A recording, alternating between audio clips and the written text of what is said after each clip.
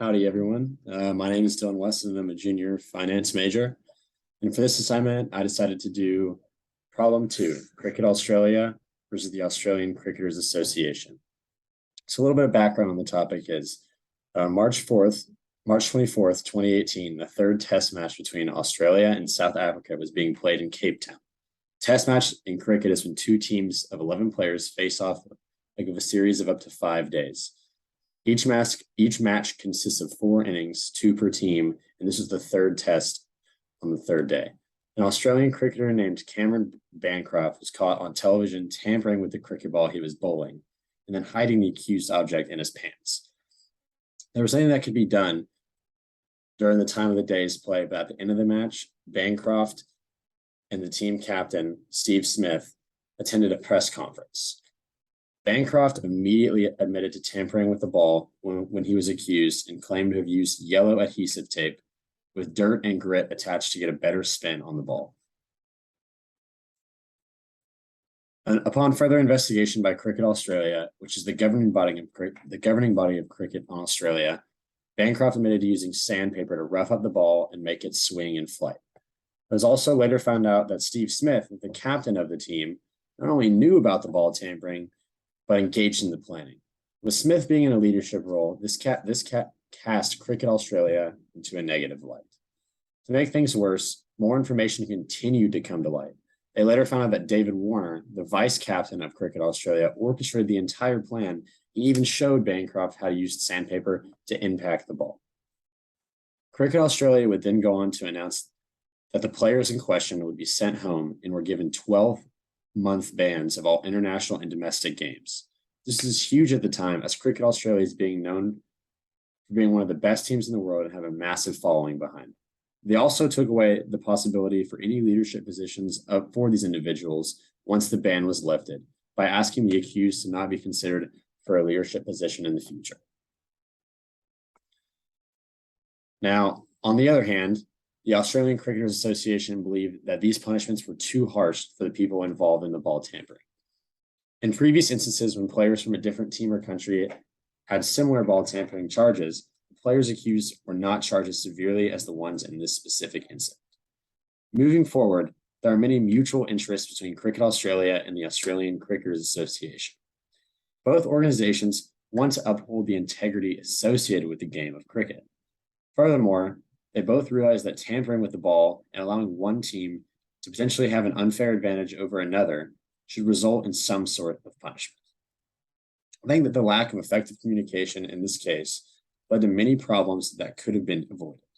Instead of starting off accusations in a press conference format, several things could have been resolved behind closed doors to avoid people feeling ambushed and lying at the press conference itself.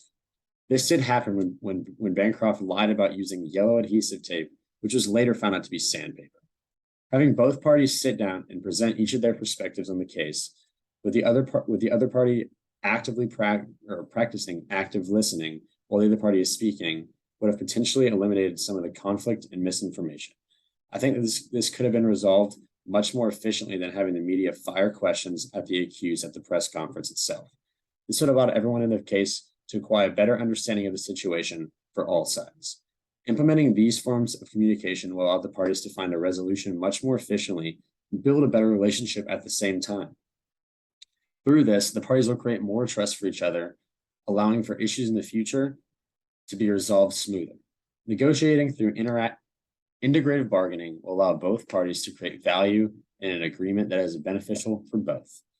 There's potential for the outcome to be closer to a win-win type scenario, since they do have several underlying mutual interests, as I mentioned before.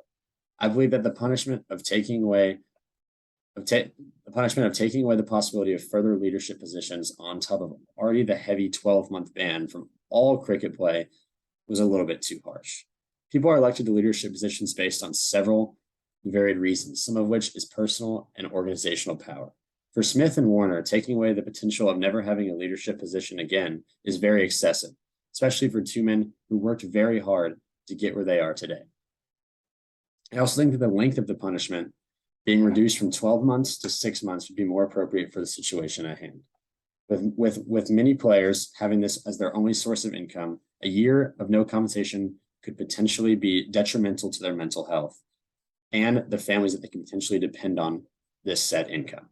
Everyone makes mistakes. You grow and learn from these mistakes. That's what makes us human. The players are going to learn from the punishment and will not repeat it again. Allowing these individuals to share some of their experiences and remorse of the situation in a leadership position may allow others to learn from their mistake as well. The main factors and barriers that played in the negotiation were all the extra opinions and noise from outside sources such as social media that play a principal factor today. Listening to others' opinions that are not involved with the case from the beginning was a mistake. Now, there should not be any more listening to outside opinions to get the fairest case and the reparations associated with it. Another factor is that Cricket Australia was trying desperately hard to prove the point of how much power that they hold from an authoritative figure standpoint. I do not think that many people around the world have heard of scandals such as this before, and the Australian Cricketers Association potentially took advantage of this and gave out a much harsher ban to show the power that they hold.